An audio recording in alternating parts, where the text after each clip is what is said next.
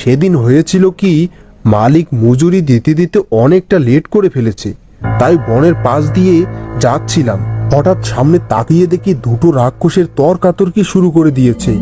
এটা দেখে আমার হাত পা যেন শিরশিরে উঠল। আমি হলাম ডাকু রাক্ষস, আর তুই আমার এখানে এসেছিস কেন?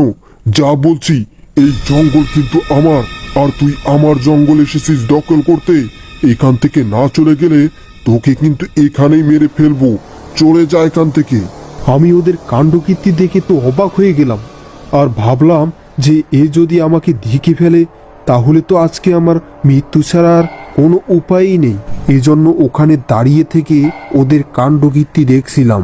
দেখতে দেখতে হঠাৎ ওরা দুজনে দেখি অনেক মারপিট শুরু করে দেয়, আর মাটি যেন পুরো কাঁপাকাঁপি শুরু করে দিয়েছিল।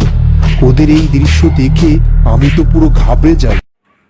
এই ভিডিওটা যদি ভালো লাগে তাহলে অবশ্যই একটা লাইক দিও আর চ্যানেলটা সাবস্ক্রাইব করতে ভুলবে না।